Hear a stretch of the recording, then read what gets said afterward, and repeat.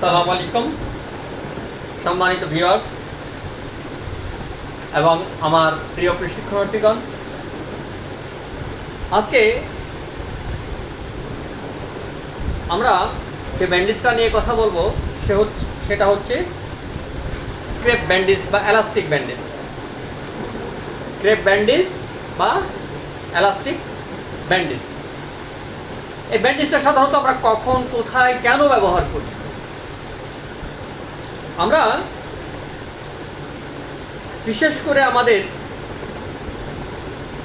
যে কেসগুলো tissue injury হয়, অর্থাৎ খেলাধুলা করতে গিয়ে বা চলাফেরা করতে গিয়ে অনেক সময় পা মচকিয়ে যায় বা আঘাত পায়, সেটা হাঁটুতেই হোক বা অ্যাঙ্গেল জয়েন্টই হোক বা হাতেই হোক,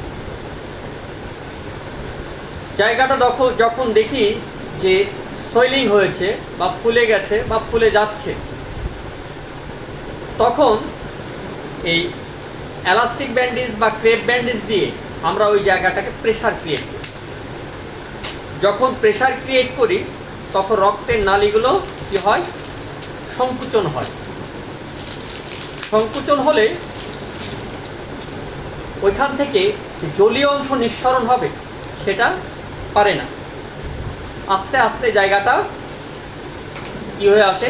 সংকুচিত হয়ে আসে এবং সোয়েলিংয়ের মাত্রা কমে যায়। এই সেই এলাস্টিক ব্যান্ডেজ। দেখুন, সংকুচিত এবং সম্প্রসারিত দুটোই হচ্ছে। তাহলে সংকুচিত হচ্ছে এবং সম্প্রসারিত হচ্ছে। এই ব্যান্ডেজটা আমরা কিভাবে ব্যবহার করব? ধরুন এইখানেই আমার নিজেরটাই আমি দেখাই। এই আমার যতটুকু প্রয়োজন ততটুকু আমি টাইট দেব, যতটুকু প্রয়োজন ততটুকু টাইট দেব। যদি বেশি টাইট দিই তাহলে রক্ত চলাচল কিন্তু বন্ধ হয়ে যাবে। কি বললাম? বেশি প্রেসার দেওয়া যাবে না।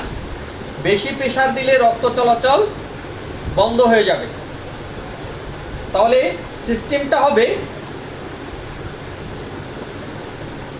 এক্সের নাই, এক্সের নাই। এদিক থেকে তুলবো, এদিক থেকে নেব, এদিক থেকে তুলবো, এদিক থেকে নেব। তাহলে এই জায়গাটা হবে, আমরা 4 অক্ষর যেভাবে লিখি,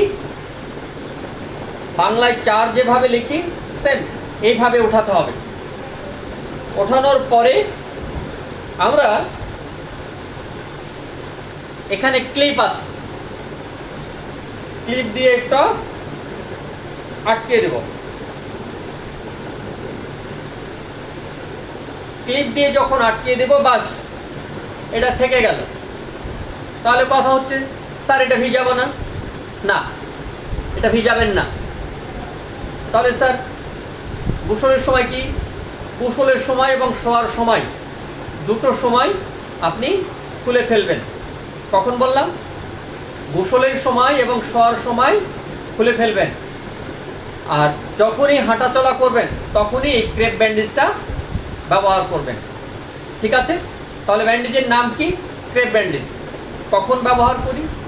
যখন আমাদের আঘাতের পরে টিস্যু ইনজুরি হয়ে জায়গাটা সোয়েলিং হয়, ফ্র্যাকচার হয়নি কিন্তু ফুলে গেছে, তখন আমরা এই ক্রেপ ব্যান্ডেজটা ব্যবহার করি।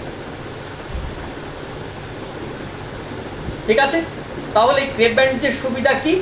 আমি একাই এটা ব্যবহার করতে পারবো, একাই খুলতে পারবো, একাই ব্যবহার করতে লাগাতে পারবো। অর্থাৎ ডাক্তারের কাছে বারবার যাওয়ার আমার প্রয়োজন হয় না।